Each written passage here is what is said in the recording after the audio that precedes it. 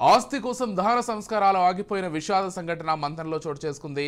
పెదపల్లి జిల్లా మంథని మండలం విలోచవరం గ్రామానికి చెందిన సునీల్ అనే వ్యక్తి గత కొంతకాలంగా హైదరాబాద్లో ఉంటున్నాడు. హైదరాబాద్కు చెందిన సంధ్య అనే యువతితో సునీల్కు వివాహం జరిగి ఒక కుమారుడు కూడా ఉన్నాడు. గత సంవత్సర కాలంగా భార్యాభర్తల మధ్య గొడవలు జరగడంతో ఇద్దరు వేరువేరుగా ఉంటున్నారు. మద్యానికి బానిసైన సునీల్ అనారోగ్యంతో మృతి చెందాడు. సునీల్ తల్లి, సోదరుడు, వారి కుటుంబ సభ్యులు సునీల్ మృతదేహాన్ని మంథని గోదావరి నది వద్దకు దహన సంస్కారాల కోసం తీసుకువచ్చారు. మృతుని భార్య సంధ్య మంథనికి వచ్చి దహన సంస్కారాలు కాకుండా అడ్డుకుంది. తనకు ఒక కుమారుడు ఉన్నాడని, తనకు ఆస్తిలో వాటా ఇవ్వాలని డిమాండ్ చేసింది. 2 రోజుల పాటు గోదావరి నది ఒడ్డున సునీల్ మృతదేహంతో వారి కుటుంబ సభ్యులు దహన సంస్కారాల కోసం వేచి చూశారు. చివరకు ఇవాళ ఉదయం పెద్ద మనుషుల నచ్చ చెప్పడంతో సంధ్య తన కుమారుడిని తీసుకుని తిరిగి హైదరాబాద్ వెళ్లిపోయింది. కుమారుడితో కనీసం దహన సంస్కారాలు కూడా చేయించలేదని, ఆస్తిలో వాటా కోసం 2 రోజులు మృతదేహాన్ని దహన సంస్కారాలు కాకుండా అడ్డుకుందని, మానవత్వం మంట కలిసిందని గ్రామస్తులు దిగ్భ్రాంతిని వ్యక్తం చేశారు.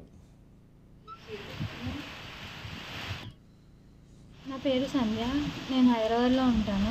మా అత్తయ్య వాళ్ళ ఊరు వచ్చేసి విలోచవరం, కరీంనగర్ విలోచవరం. 2020లో మా మ్యారేజ్ అయింది. 2021లో మా బాబు పుట్టింది. పెళ్ళైన నెక్స్ట్ డే నుంచే గొడవలు వాళ్ళకి మాకు. అలా అలా అంటూ గడుపుకుంటూ వచ్చేసాను. మమ్మీ వాళ్ళ పేరు పోవద్దు, అత్తయ్య వాళ్ళ పేరు పోవద్దు అని ఉన్నాను. కానీ మేము ఉన్నదంటూ హైదరాబాద్. చాలా కేసులు అయినాయి, కాంప్రమైజ్లు అయినాము, పంచాయతీలు అయినాయి, ఇక్కడ కూడా అయినాయి. అయిన తర్వాత కూడా మేము అక్కడనే ఉన్నాము. 3 days బ్యాక్ నాకు కాల్ వచ్చి చనిపోయాడు, బ్రీతింగ్ దియర్. మళ్ళీ 3:30కి నాకు కాల్ చేసి చెప్పి మా తమ్ముడు చనిపోయినట్లు అని చెప్పి మా బావ కాల్ చేసి, ఈ ఊరు నుంచి కాల్ చేసిన ఒక పర్సన్. కాల్ చేసిన తర్వాతకి నేను 3:30 నాకు కాల్ చేసి 4 o'clock వాళ్ళ ఇంటికి 4 o'clock వెళ్ళేసరికి హాఫ్ అన్ అవర్ లో వాళ్ళు సిద్దిపేటకు వచ్చేసి, అలా సిద్దిపేటకు వస్తే నేను కేసు నేను నా బాబు లేకుండా నా హస్బెండ్ ఎలా పోతారని నేను కేసు, మా అత్తయ్య పైన, మా వాళ్ళ అమ్మమ్మ పైన, మా బావ పైన కేసు పెట్టిన తర్వాతకి పెట్టుకోండి, ఎక్కడ కేసు పెట్టుకుంటారా అని చెప్పిండు. కేసు పెట్టినాను, పోస్ట్ మార్టం చేయించినాను. పోస్ట్ మార్టం దగ్గర కూడా గ్యామ్లు చేయించినారు, అయిపోయింది. ఇక్కడ నుంచి ఊరికి వెళ్తున్నాము, ఊళ్ళో మాట్లాడదాము అంటే, ఊళ్ళో ఎంతైనా అది కూడా వాళ్ళ నెగిటివ్ ప్లేస్ కదా అని చెప్పి ఊరికి వచ్చిన తర్వాత కూడా ఊరికి తీసుకురాకుండా ఈ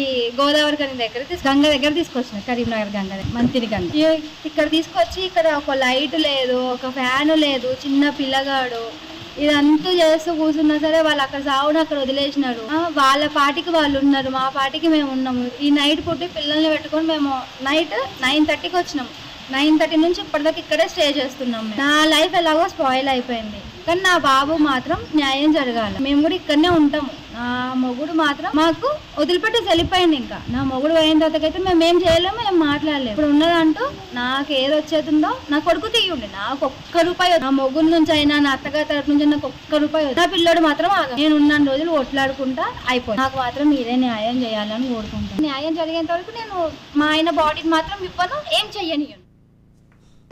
ఈయన చనిపోయిన అతను నా తమ్ముడు సునీల్, మాది విలోచవరం ఎస్సీ కాలనీ. విషయం ఏంటంటే, మేము హైదరాబాద్లో బ్రతకడానికి ఇక్కడ నుంచి పోయినాం. గత కొన్ని సంవత్సరాలు అక్కడనే నివాసిస్తున్నాం, ఆడనే ఉన్నాం. పెళ్ళైన తర్వాత వాళ్ళకు కొన్ని పర్సనల్గా విషయాల వల్ల గొడవలు అయ్యి విడిపోయారు. 1 year నుంచి దూరం ఉన్నారు. ఆ అమ్మాయి దగ్గరికి వీడు వెళ్ళడం కానీ, అమ్మాయి ఇక్కడికి రావడం కానీ అలాంటి ఏం జరగలేదు. కొంచెం డ్రింకరు, ఆ డ్రింక్లోనే పక్షవాతం వచ్చి దాంట్లోనే చనిపోయాడు. బయటికి వెళ్ళి బయట పనులు చూసుకొని ఇంటికి వచ్చాడు. 10 గంటలకు ఇంట్లో అమ్మ ఒక్కటి ఉంది, అమ్మ ఉన్ను తమ్ముడు ఉన్నాడు. మేము అందరం డ్యూటీలోకి వెళ్ళిపోయాం. సుమారుగా 12 ప్రాంతం అయింది. తమ్ముడు లేవట్లేదు. సరే అమ్మ లే చిన్న లే అని చెప్పి లేపింది. అసలు ఏం లేదు, మనిషి మొత్తం చల్లగా అయిపోయింది, గట్టిగా అయిపోయాడు. అర్థమైపోయింది. నేను 108 వాళ్ళకు కాల్ చేయడం జరిగింది. వాళ్ళు చనిపోవడానికి చెప్పేసి మిస్సెస్ ముద్దు పేరు సోని, అసలు పేరు సంధ్య, చెప్పలేదు. చూసిన తర్వాత ఇట్లా చనిపోయిందని చెప్పిన తర్వాత అప్పటికి మా మరదలు రాలేదు. అంటే నమ్మిందో నమ్మలేదో నాకైతే తెలియదు, రాలేదు. ఫోన్ చేస్తే 10 నిమిషాలు వస్తా బావా అని చెప్పేసి అన్నది. 10 నిమిషాలు వస్తా అని చెప్పేసి 40 నిమిషాలు అంటే రాలేదు. సరే అని చెప్పేసి మేము ఊరికి తీసుకెళ్ళి చేసుకుందామని చెప్పేసి మేము అనుకున్నాం. అడిగితే మేము ఫోన్ చేసినా మీరు రాలేదు కదా, మీ ఊరికి తీసుకెళ్ళి అంత్యక్రియలు చేసుకుందామని చెప్పి తీసుకెళ్తున్నాం. పిఎస్కి వెళ్ళి అల్వాల్ పిఎస్లో కంప్లైంట్ ఇచ్చారు నా మీద. కంప్లైంట్ ఇచ్చి ఇట్లా మా భర్త చనిపోయిందని చెప్పేసి మా భావన